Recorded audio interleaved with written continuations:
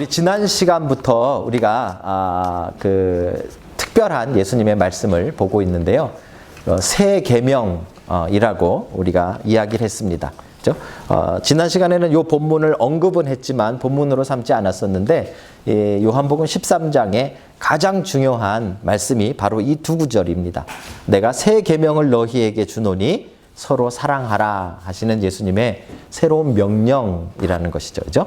여기 새 계명이라고 말했는데 여기서 말하는 새 계명의 새가 그냥 new라는 뜻만 있는 것은 아닙니다. 왜냐하면 서로 사랑하라는 그 하나님의 율법이 구약에 있었을까요? 없었을까요? 이 정도는 우리 아까 서연이도 맞추는 수준인데, 예. 구약에 있었을까요? 없었을까요? 서로 사랑하라.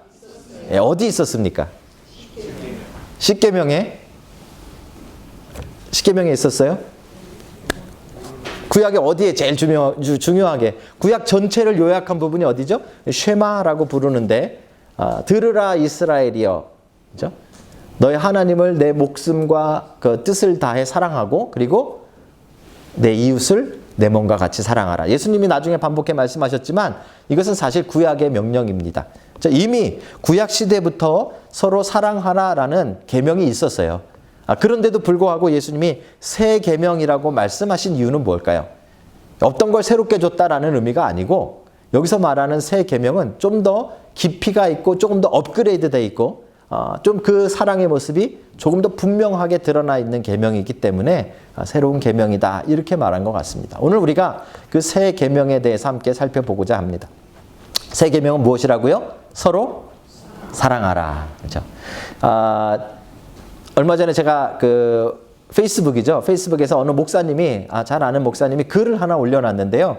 굉장히 이렇게 감동스럽게 제가 이렇게 그렇구나 공감하면서 읽었던 글이 있어요. 그 글의 제목이 서로 사랑하라였어요. 근데 이분이 어떻게 이 글을 이렇게 펼쳐 나가셨는가 하면 이렇게 이야기하셨어요. 이 짝사랑은 정말 슬픈 사랑이다. 청년들 잘 들으세요. 짝사랑은 굉장히 슬픈 사랑이래요. 혼자 일방적으로 사랑하니까, 그죠? 근데 본인이 결혼을 해보니까 사모님이랑 서로 사랑하니까 그것처럼 좋은 게 없대요. 그러면서 이제 서로 사랑하라를 설명을 하셨어요.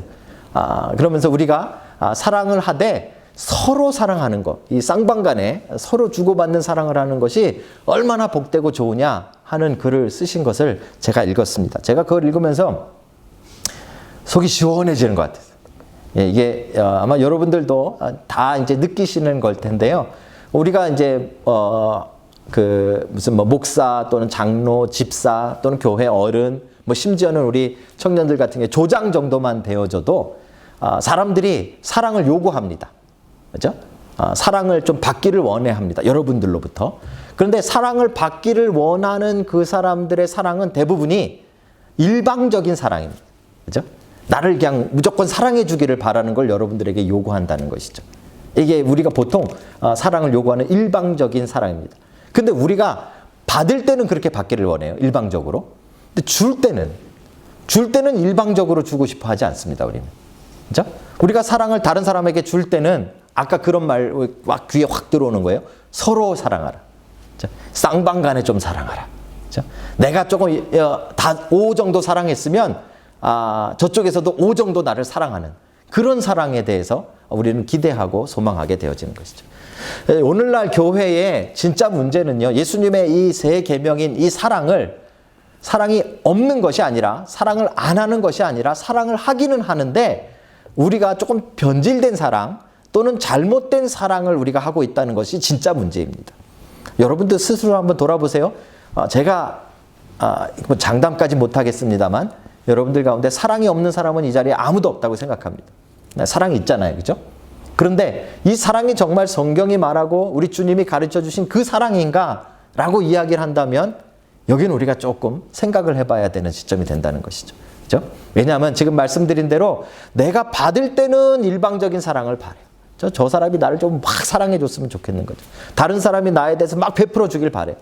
그런데 내가 사랑을 할 때는 어떻게 합니까? 좀 내가 저 사람에게 받은 만큼 해주거나, 그렇죠? 아니면 내가 해준 만큼 저 사람이 나에게 돌려주기를 바라는 사랑을 우리는 기대한다는 것이죠. 여기에 우리의 문제점이 있습니다. 그래서 죄송합니다만 서로 사랑하라. 그 목사님은 아마 그런 의도로 쓰신 건 아닐 것 같아요.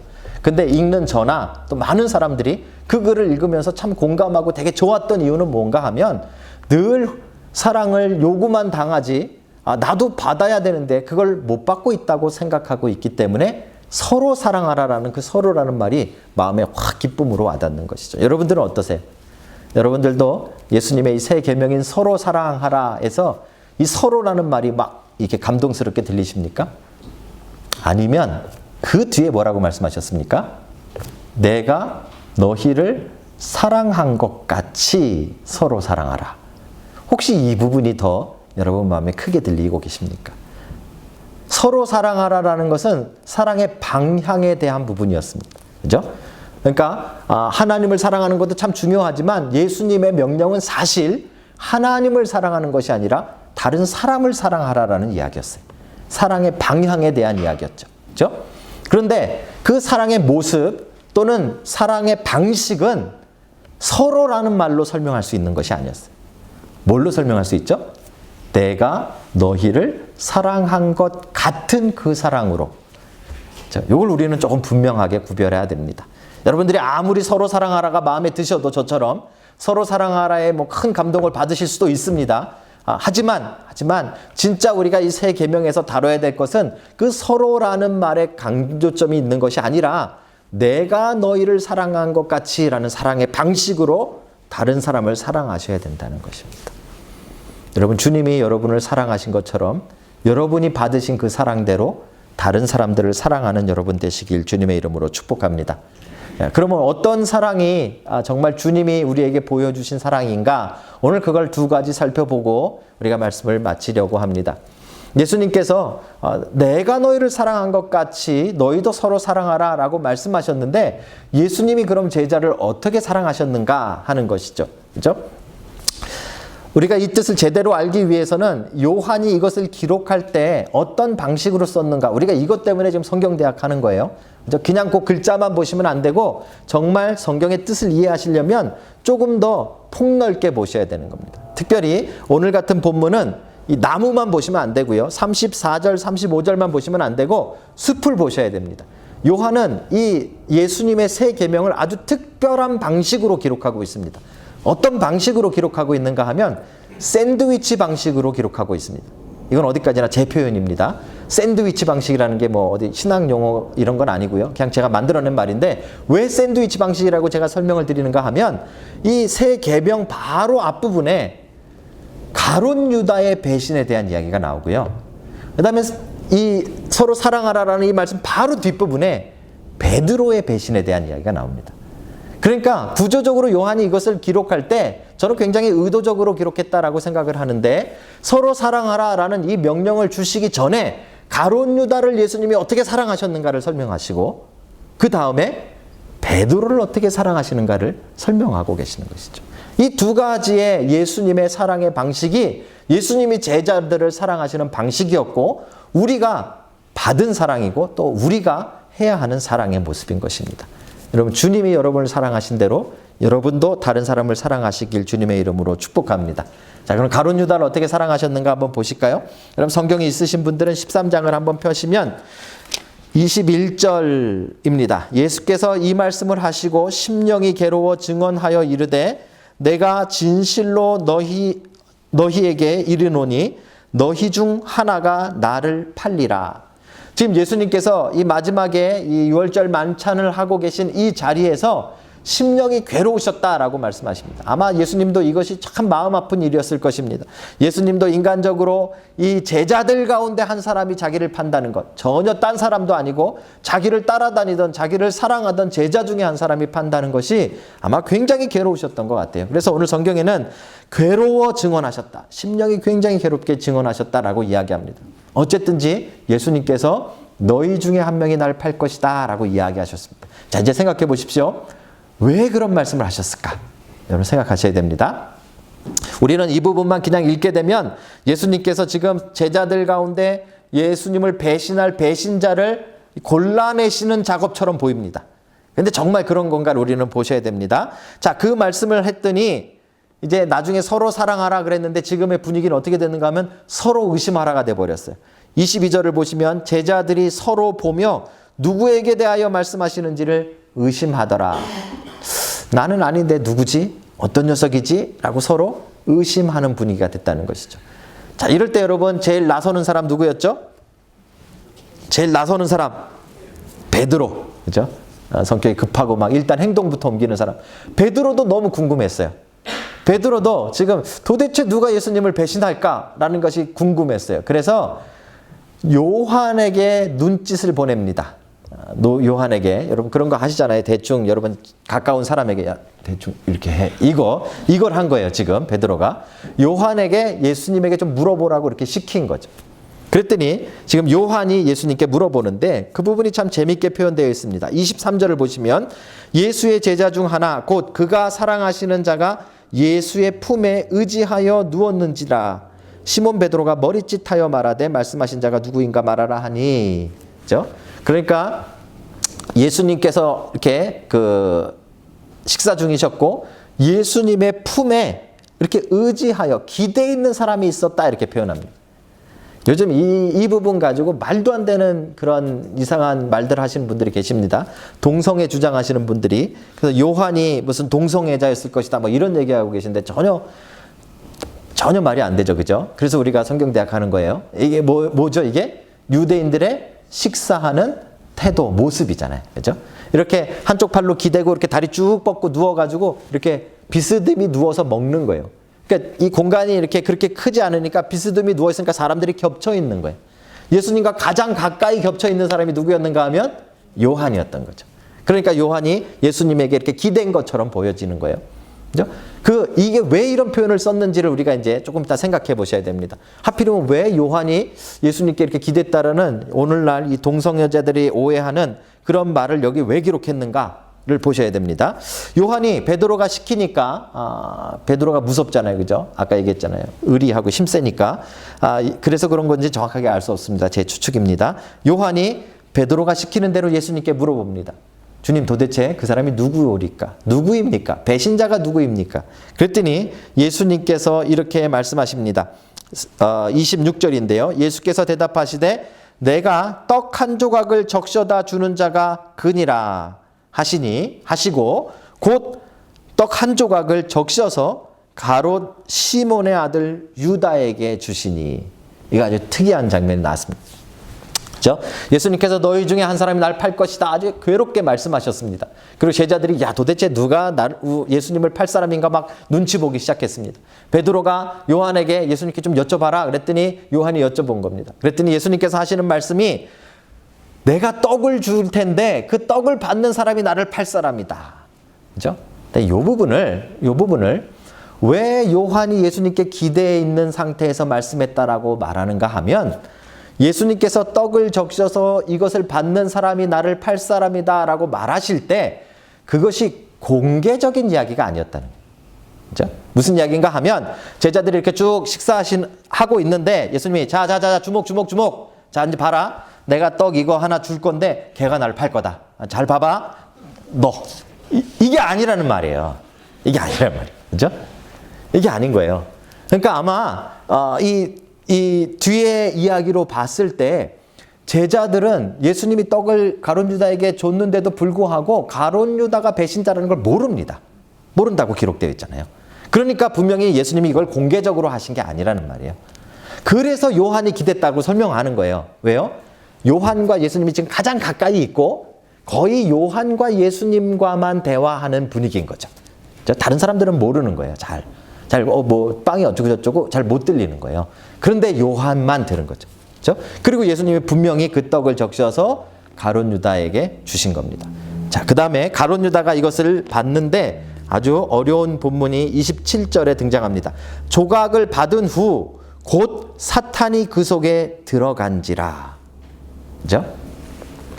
이 부분만 우리가 이제 제가 좀 어렵게 설명하는 이유는 무엇인가 하면 이 본문을 우리가 예수님께서 제자들 가운데 누가 자신을 팔자인지를 공개적으로 마치 인민재판하듯이 막 드러나게 하시려고 하는 게 아니라는 걸 지금 제가 설명을 드리려고 하는 거예요. 그죠? 지금 예수님께서 떡을 떼어서 그걸 줬는데 말 그대로만 우리가 읽는다면 떡을 요한이 받아 요한이 아니죠. 큰일 날 뻔했습니다. 예. 떡을 가룟 유다가 받아 먹었더니 사단이 곧 그 안에 들어갔더라. 이게 무슨 얘기예요? 떡에 사단이 들어있죠, 그죠? 사탕이 아니에요. 사단.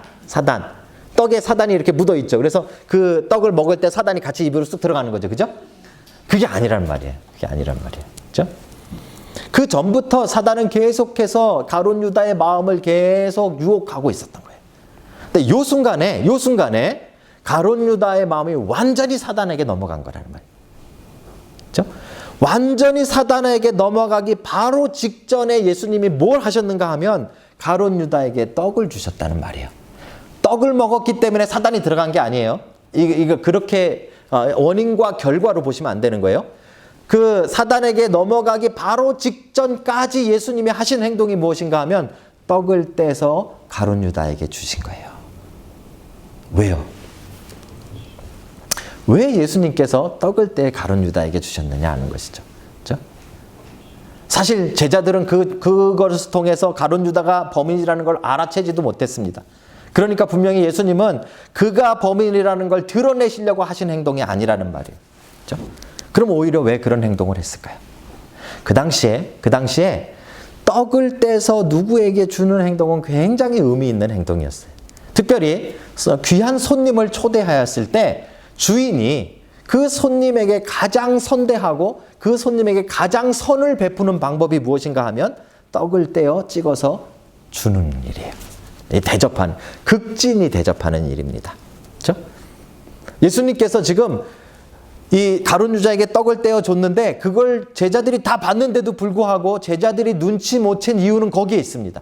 예수님의 그 행동 자체만 가지고는 예수님이 지금 가룟 유다를 특별히 배려하시는 장면이기 때문에 사랑하는 제자에게 선을 베풀고 있는 장면으로 비춰지기 때문에 다른 제자들은 눈치를 못 채고 있는 것이에요. 예수님은 실제로 마지막까지 가룟 유다가 깨닫고 가룟 유다가 돌아설 수 있도록 지금 이 행동을 하고 계시는 것이에요. 너희 중에 한 사람이 나를 팔 것이다 이야기했으니까 진짜 팔 마음이 있었던 가룟 유다는 움찔했을 거예요. 그리고 이 떡을 떼서 주는 사람이 그일 것이다 라고 소곤소곤 이야기했으니까 상황은 모르지만 떡을 떼서 자기에게만 특별하게 주었을 때 그것을 받아먹은 가룟 유다의 마음은 사실 예수님께서 알고 계시다는 것을 눈치챘어야만 하는 것입니다. 그렇죠? 떡을 떼어서 주는 이 행동은 아주 특별한 사랑의 표현이었습니다. 어디에 나오는가 하면 룻기에 보시면 보아스가 룻을 처음 보았을 때 그를 부르죠. 이리 와 앉아 떡을 먹으라 하고 이 자기네들이 찍어 먹는 소스 중에 하나입니다. 초에 찍어 먹으라고 초를 내어주는 장면이 나오죠. 그렇죠? 보아스가 이 룻을 굉장히 배려하여 선대하는 행동으로 기록한 겁니다. 지금 가룟 유다에게 하고 계신 행동이 바로 그 행동입니다. 왜요? 가룟 유다가 최소한 마지막까지 혹시나 그 마음을 돌이켜서 예수님의 제자였던 가룟 유다가 팔지 않으면, 그죠? 예수님도 마음이 편하실 것이기 때문에 또 그만큼 그를 사랑하셨기 때문에 예수님께서 마지막까지 그에게 지금 이 사랑을 베풀고 계신 것입니다. 그럼에도 불구하고 가룟 유다의 마음은 떡을 받고 그 이후에 사단에게 완전히 넘어갔습니다. 그리고 예수님께서도 이제 가서 내가 해야 할 일을 하라고 말씀하시는 장면이 기록되어져 있는 것이죠. 이 본문은 결코 제자들 가운데 가룟 유다를 망신 주시기 위해서 예수님이 그를 지적하고 사람들에게 드러나게 하시려고 하는 행동이 아니고 가룟 유다에게 마지막까지 돌아올 수 있는 기회를 베푸시기 위해서 끝까지 예수님이 사랑을 그에게 보여주고 계시는 장면인 것이죠. 그게 내가 너희를 사랑한 것 같이 라고 말씀하실 때 사용되어지는 사랑의 모습인 것입니다. 우리는 다른 사람을 사랑하라는 명령을 받았습니다. 그런데 그 사랑은 어떤 모습이어야 되는가 하면 내가 사랑했으니까 저 사람도 나에게 사랑을 베풀어야 된다라는 쌍방간의 사랑이나 아니면 이퀄리티에 관한 사랑이 아니라 우리가 정말 예수님의 명령대로 사랑해야 되는 사랑은 주님이 우리를 사랑한 것 같이, 즉 우리를 끝까지 사랑하신 것처럼, 마지막까지 사랑하신 것처럼 우리도 다른 사람을 사랑해야 된다고 성경이 우리에게 가르쳐주고 있는 것입니다. 제가 언젠가도 한번 말씀을 드렸는데요. 제가 예전 교회에서 목회를 할 때 저하고 아주 친한 목사님 한 분이 저를 불렀어요. 그리고 청년을 한 사람 저에게 맡겼습니다. 너무 괜찮은 청년인데 지금 너무 힘들고 어려운 상황 속에 있는데 제가 좀 돌봐줬으면 좋겠대요. 그래서 제가 그 청년을 만나서 저희 교회에 데려와서 저희 교회에서 같이 신앙생활을 하고 했던 청년이 하나 있습니다. 이 청년이 이 사춘기를 지나고 이민 자녀로 왔는데 아버지가 늦게 이제 이민에 합류하시고 엄마랑 형제만 먼저 뉴질랜드에 있었던 그런 그 형제였습니다. 나중에 이제 미국으로 옮겨가서 살게 되어졌는데 아버지가 늦게 돌아오면서 아버지와 관계가 많이 안 좋았어요. 심각하게 막 아버지와 이 아들 사이에 폭력이 오고 가고 할 정도로 굉장히 심각한 관계가 깨어졌어요. 그래서 혼자 뉴질랜드 영주권이 있으니까 가족들은 다 미국에 있는데 혼자 뉴질랜드에 온 거예요. 그래서 그 친구를 이제 제가 같이 만나서 이렇게 교제를 하는데요. 신학교에 들어갔어요. 그래서 신학교에서 공부를 하고 있고 제가 이제 그 친구를 한 번씩 만나서 같이 이렇게 상담도 하고 이야기도 하고 그런 상황이었습니다. 그런데요, 이 친구에게 문제가 있었어요. 나중에 발견했는데 오락 중독이었어요. 인터넷 중독. 거기서 이렇게 헤어나오질 못했어요. 그래서 신학을 공부하고 있음에도 불구하고 시간 관리를 도저히 할 수가 없었어요. 밤새도록 오락을 하고 뭐 컴퓨터 하고 그리고 뭐 낮에 수업 시간에 그냥 자고 이게 반복되다 보니까 도저히 이 공부까지 할 수 없는 상황이었죠. 제가 그 친구를 이제 오랫동안 같이 돌보면서 공부는 꼭 마치게 해야겠다 해가지고요. 이제 숙제 검사를 했어요. 선생님에게 내기 전에 저한테 먼저 검사 맡기 해가지고 그러다 이제 어사이먼트라고 하잖아요, 그죠? 뭐 보통 한 3,000자 정도 이 본과정에서 그 학사 과정에서 하게 되어지는데 3,000자를 써서 이렇게 내는 그것을 제가 스케줄을 짜줬어요. 언제까지 몇 자, 언제까지 몇 자, 언제까지 전화했어요. 1,000자 끝났냐? 네, 끝났습니다. 1,500자 끝났냐? 끝났습니다. 다 끝났냐? 예, 목사님 다 끝났습니다. 그럼 한번 가져와 봐라. 목사님 제가 이거 지금 다른 키위한테 이 검사, 이 그라마 검사 받고 있습니다. 그래서 야, 네가 영어를 엄청 잘하는 친구거든요. 영어를 잘하는데 무슨 영어를 검사를 받냐? 아닙니다. 이런 거 받아야 됩니다. 그래. 이틀이 지났어요. 받았냐? 아직 못 받았습니다. 3일이 지났어요. 받았냐? 못 받았어요. 제출하는 날이 됐는데도 못 받았대. 제출하는 날 아침에 전화를 했어요. 받았대요. 자기가 제출하겠대요. 내가 한번 보고 제출하자. 내가 학교로 갈게. 점심때 학교로 갔어요. 애가 없어졌어요. 이 기숙사, 이 싱글 기숙사 이렇게 방이 있는데 친구 방에 있으면 안 걸릴 줄 알고 친구 방에 자기 방은 비워놓고 친구 방에 가서 숨어 있었어요. 제가 누굽니까? 찾아냈어요. 찾아내서 그 라운지로 불렀어요. 그래서 얘기를 했어요. 다 거짓말이었어요. 1,000자, 1,500자, 2,000자, 3,000자 다 거짓말이었어요. 하나도 안 하고. 그 아침까지 내가 이게 다 검사 맡아서 이거 이제 제출할 겁니다라고 말하는 그 순간까지도 거짓말이에요. 너무 화가 났어요. 그게 한 번이 아니었어요. 여러 번 반복이 되고 있는 그런 일들이어서 너무 화가 났어요. 그래서 제가 앉혀놓고 막 야단을 쳤어요. 불쌍하기도 하고 그리고 얘를 좀 바르게 인도해 줘야겠다는 부담감도 있고 그래서 막 이 친구한테 막 화를 냈어요. 막 야단을 쳤어요. 그랬더니요. 고개를 푹 숙이고 이 친구가 저한테 그런 이야기를 하는 거예요. 목사님, 저를 포기해 주세요. 자기를 포기해 달래. 자기는 도저히 안 될 것 같아요.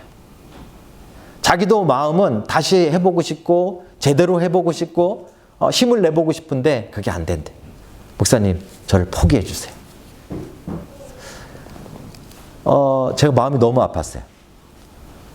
그래서 제가 그 친구 눈을 똑바로 쳐다보면서 그렇게 얘기했어요.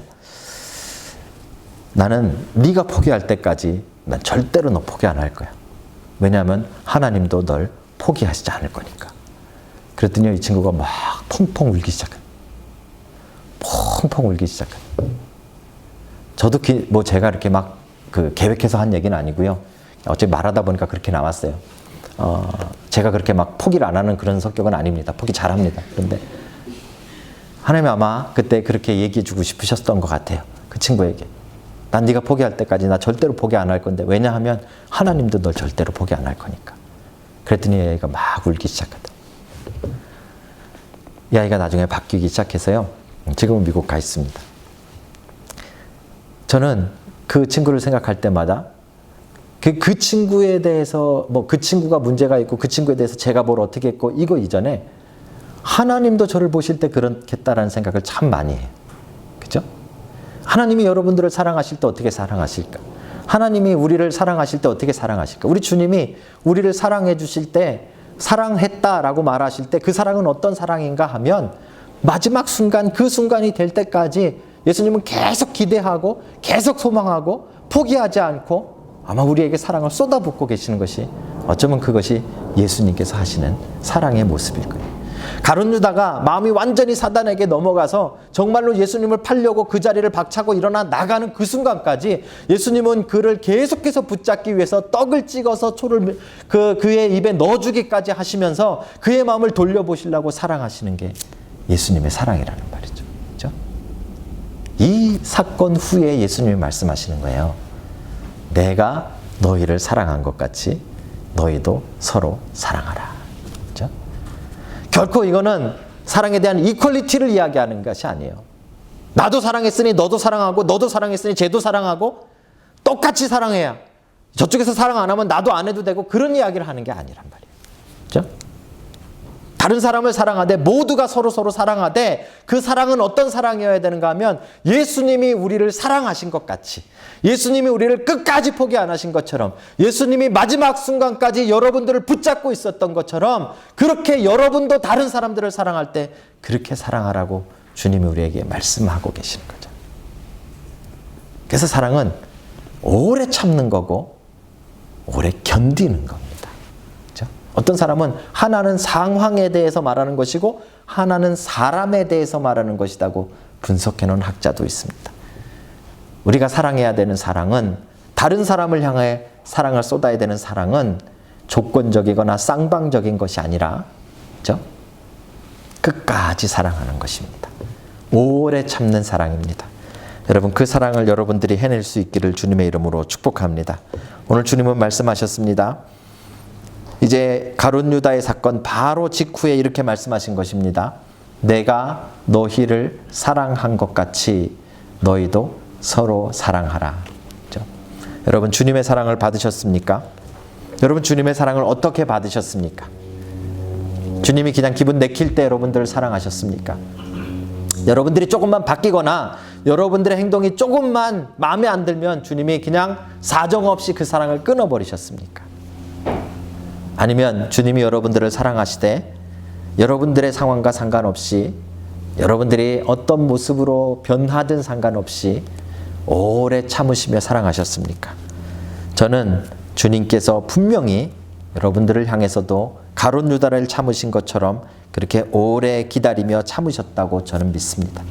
여러분, 제가 또 여러분이 그 사랑을 받았다면 우리가 해야 되는 사랑도 그 사랑임을 믿는 여러분들 되시길 주의 이름으로 축복합니다. 두 번째 사건이 나옵니다. 예수님이 내가 너희를 사랑한 것 같이라고 말씀하실 때 그 사랑은 어떤 모습인가를 알아볼 수 있는 두 번째 사건은 이 말씀 바로 후에 나타나는 베드로 사건입니다. 우리는 베드로에 대해서 지금 계속 이야기했습니다. 베드로는 참 특이하고 어떻게 보면 매력도 있고요. 어떻게 보면 좀 어리석어 보이기도 하고 모르겠습니다. 베드로는 참 특이한 사람입니다. 우리 세족식 기억하시잖아요. 지난주 말씀에 발을 닦아주실 때 주님 내 발은 도저히 못 닦습니다 라고 막 난리를 쳤던 사람이 베드로입니다. 근데 예수님이 너와 내가 상관이 없다. 만약에 내가 네 발을 씻어주지 않으면 너와 나는 이제 남남이다 라고 이야기했더니 내 손도 씻어주시고 머리도 씻어주십시오 라고 들이댔던 사람이 베드로입니다. 얼마나 참 귀엽기도 하고, 그죠? 얼마나 참 인간적인 사람입니까? 그러면서도 막 욱하는 성격도 있어서 먼저 나서는 그런 사람입니다. 오늘 본문에도 보면 누가 배신자인가 서로 의심하기 시작했더니 다른 사람들보다 가장 궁금해했던 사람이 베드로입니다. 그래서 요한을 시켜가지고 예수님께 물어보게 합니다. 눈짓해가면서 야 말해, 물어봐. 베드로가 그만큼 예수님의 관심이 많았던 사람입니다. 그런데 오늘 그 베드로가 예수님이 서로 사랑하라 라는 명령을 하셨더니 그 다음에 이렇게 질문합니다. 여러분 재밌는 질문이 등장하는데요. 36절인데요. 시몬 베드로가 이르되 뭐라고 질문했을까요? 주여 어디로 가시나이까? 많이 들어본 질문 아닙니까? 우리 지난주에도 우리 성경대학 때도 이 이야기 잠깐 나눴는데 아마 베드로가 제일 좋아하는 질문이었는지도 모르겠어요. 베드로의 페이보릿 질문. 주여 어디로 가시나이까? 이렇게 질문한 이유는 이 새 계명을 주시기 바로 직전에 내가 가는 곳에 너희들이 지금 올 수 없다라고 말씀하신 부분이 있어서 그랬습니다. 베드로의 이 질문 속에는 주님, 나는 주님이 가는 곳까지 따라갈 겁니다 라는 아름다운 사랑이 들어있는 그런 질문입니다. 주님 어디로 가시나이까? 이렇게 질문한 것이죠. 그죠? 이 질문에 대한 진짜 답은 성경엔 기록되어져 있지 않지만 우리 교회 역사에 전승에 남아있죠. 로마에서 그가 탈출할 때 부활하신 주님이 로마로 들어가는 그 장면에서 그가 만났다라는 그런 전승이 있습니다. 전승. 그죠? 그때 뭐라고 물어보죠? 주여 어디로 가시나이까? 그죠? Quo vadis Domine라는 라틴어로 물어봅니다. 그때 예수님이 네가 버리고 온 로마의 양떼를 위해 내가 돌아간다 라고 말씀하시고 베드로가 예수님을 따라 로마로 들어갑니다. 그리고 거기서 십자가에 거꾸로 매달려 순교당했다는 전승이 내려져 오는 것이죠. 그때 질문과 연관되어지는 질문이 여기에 등장합니다. 주여 어디로 가시나이까? 그죠? 그랬더니 주님께서 이제 말씀하시되 내가 가는 곳에 너는 지금 따라올 수 없으나 나중에 따라올 수 있다라고 말씀하십니다. 이렇게까지 얘기하시면 보통 제자들 같으면 네 그러고 말 텐데 베드로는 뭐라고 합니까? 37절에 베드로가 이르되 주여 내가 지금은 어찌하여 따라갈 수 없나이까? 주를 위하여 내 목숨을 버리겠나이다. 의리 이거 하는 거잖아요. 베드로의 성격이 여기 다 드러나는 겁니다. 그런데 사실 저는 이때 베드로의 마음은 100% 이랬을 것이라고 생각합니다. 그렇죠? 이게 지금 베드로가 거짓말하는 걸까요? 아니라고 생각합니다. 베드로는 진짜 주님 정말 주님이 어떤 위험에 처하든지 나도 따라가서 같이 죽겠습니다라는 그런 뜨거움이 있었던 사람이 저는 베드로라고 믿습니다. 그래서 지금 그렇게 이야기하는 것이죠. 그런데 놀라운 사실을 그 다음에 주님이 말씀해 주십니다. 네가 나를 위하여 내 목숨을 버리겠느냐? 내가 진실로 진실로 내게 이르노니 닭이 울기 전에 네가 3번 나를 부인하리라. 자, 베드로를 찍소리 못하게 만드신. 왜 이런 이야기를 하셨을까요? 이게 아까도 마찬가지입니다. 우리 다 아는 이야기지만 생각해 보셔야 돼요. 왜 이렇게 말씀하셨을까요? 왜 예수님께서 아직 베드로가 배신하지도 않았는데 나중에 혹시 안 하면 어떻게 할 거예요? 예수님이니까 알고 계셨겠지만, 그죠? 안 하면 어떻게 할 거예요? 예수님이 이 이야기를 굳이 이 자리에서 이렇게 하셔야 돼요? 베드로가 지금 내가 주를 위해 죽겠나이다 이렇게 열심히 이렇게 힘을 내고 있는데 거기다 대고 찬물을 쫙 던지시는 거잖아요. 야 웃기지 마라. 너 조금 있다 나 3번이나 부인할 거다. 왜 이렇게 말씀하셨냐면 베드로 기죽이기 위해서? 아니죠. 나중에 진짜 베드로가 닭이 울기 전에 3번이나 주님을 부인한 다음에 그가 뛰어나가서 통곡할 때 성경은 뭐라고 기억하는가 하면 주님께서 하신 말씀이 기억나. 그렇죠? 이 말씀이 기억난 거예요. 예수님께서는 지금 이 자리에서 이 이야기를 하시는 이유가 무엇인가 하면 나중에 진짜 베드로가 부인했을 때 진짜 베드로가 예수님을 모른다 했을 때 성경 마가복음에 따르면 진짜 베드로가 예수님을 저주했을 때 이 말씀을 다시 깨닫고 그가 돌아오기를 주님이 기다리신 거죠. 그렇죠? 이게 예수님이 베드로를 사랑하시는 방식이었어요. 여러분 놀랍지 않습니까? 저는 베드로를 볼 때마다 깜짝깜짝 놀라요. 거울을 보는 것 같아요. 여러분들은 어떠세요? 우리 하나님 앞에 얼마나 큰 소리 많이 치는지 여러분 아세요? 그렇죠? 여러분 수련 청년들 잘 들으세요. 우리 수련회 가서 선교사 손들으라 그러면 다 손들잖아요. 앞으로 선교에 헌신할 사람 손들으라 그러면 웬만한 애들 다 손들어. 그날 조금 찬양이 감동스러웠다 그러면 다 일어나. 그렇죠? 하나님 앞에 헌신하며 살기를 원하시는 분 일어나십시오 그러면은 그날 조금 기분 좋다면 다 일어나잖아요. 근데 정말 그렇게 헌신하고 사나요? 그때 일어난 친구들 가운데 정말 그렇게 많이 선교사가 나왔나요? 제가 너무 조금 큰 거 말해서 그런데 여러분 그것뿐만 아니잖아요. 여러분 우리 일상 가운데 얼마나 많이 합니까? 하나님 앞에 주님 제가 이번 주는 정말 죄 안 짓고 성경 아침마다 일어나 읽고 뭐 기도를 1시간씩 하고 제발 큰 소리 좀 치지 말아야 되는데 우리가 큰 소리 얼마나 많이 칩니까? 하루에 1시간씩 기도하셨나요? 안 하시잖아요. 그렇죠?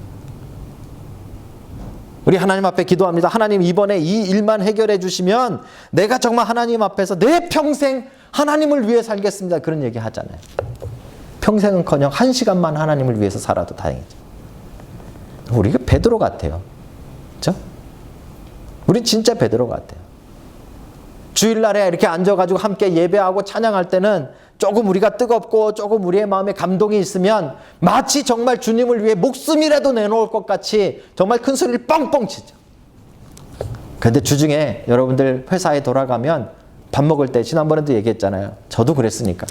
밥 먹을 때 안 믿는 사람들이랑 쭉 앉아있으면 어떻게 기도해요? 감사합니다.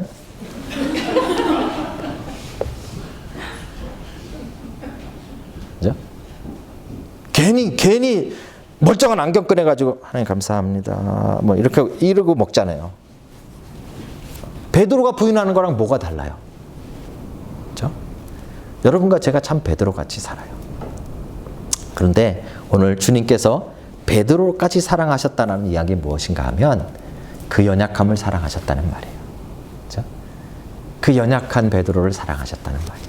겉보기에는 큰 소리 뻥뻥 치지만 정말 그 속에는 조그만한 여자 종 앞에서까지 주님을 모른다고 저주하고 도망가는 정말 그 비겁하고 연약한 그 베드로를 주님이 미리 이미 사랑하셨다는 거예요.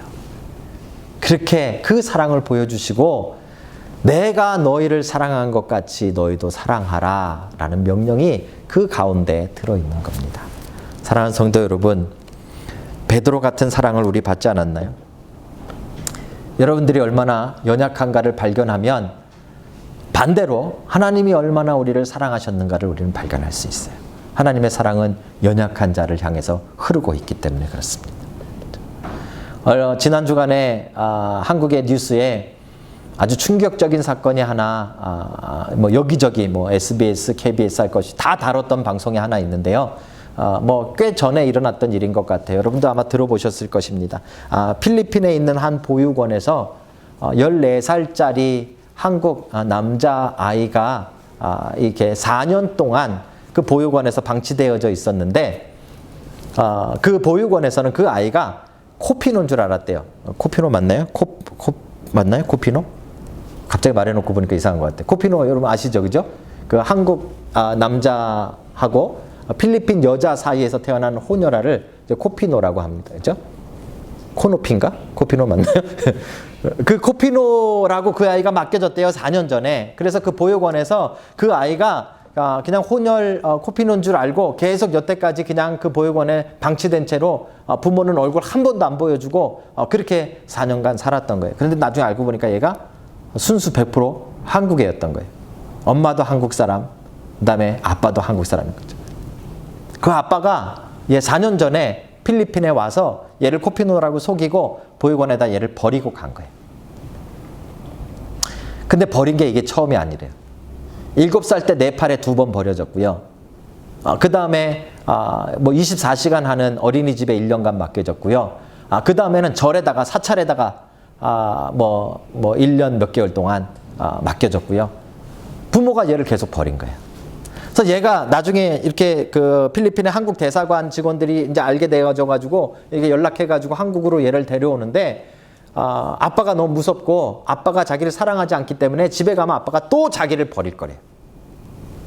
제가 그 기사를 보는데 참 마음이 아프더라고요. 그렇죠? 사람들이 그 나레이터가 그 기사를 얘기해주는 나레이터가 뭐라 그러냐면 그런데 아주 충격적인 사건이 밝혀졌대요. 뭔가 하면 그 아버지가 하루하루 벌어서 어렵게 사는 사람이어서 아이를 버린 줄 알았는데 그렇게 얘기를 했었는데 나중에 알고 보니까 진짜 경제적으로도 넉넉한 한의사였대. 그런데 애를 갖다 버렸다. 그게 너무 충격적이라고 기사에 나오더라고요. 근데 저는 그게 별로 충격적이지 않았어요. 그 다음 이야기가 더 충격적이었어요. 그 다음 이야기가 뭐였는가 하면 그래서 그 사람을 조사해 보니까 그 사람에게 아들이 하나 더 있었어요. 그러니까 이 엄마 아빠 사이에 아들이 둘인데 얘는 둘째 아이예요. 14살 됐고요. 그 위에 20살짜리 형이 있어요. 근데 그 형은 버려지지 않고 그 엄마 아빠하고 함께 살고 있었어요. 그 형은 명문대를 다니는 대학생이었고요.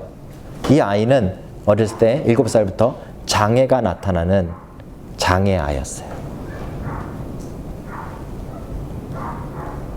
아빠가 자기의 자식이 장애가 있으니까 창피해서 버린 거예요. 큰아들은 남들에게 보여줘도 자랑스러우니까 데리고 살고요. 사랑해주고, 둘째 아들은 애가 장애가 있고 연약하고 부족하니까 애를 갖다 버린 거예요. 저는 그 부분을 읽고 얼마나 가슴이 아팠는지 모릅니다. 사랑이 아니에요. 그렇죠? 이게 사랑이 아니에요. 절대로 예수님이 말씀하시는 사랑은 이런 사랑이 아니에요. 예수님의 사랑은 연약한 대로 흐르는 사랑이에요. 그렇죠? 베드로가 그렇게 지금 큰 소리치고 뭐 예수님을 위해 죽겠니 말겠니 하고 앞에서 막 떠들고 있지만 조금 있으면 그가 예수님을 부인하고 저주할 것을 뻔히 예수님이 알고 있으면서도 그 연약함을 품어주고 계신 것이 예수님의 사랑인 거예요. 예수님의 사랑은 연약함으로 흐르는 거예요. 연약한 자들을 향해 흐르는 것이 진짜 예수님의 사랑이에요. 우리의 사랑은 어떻습니까?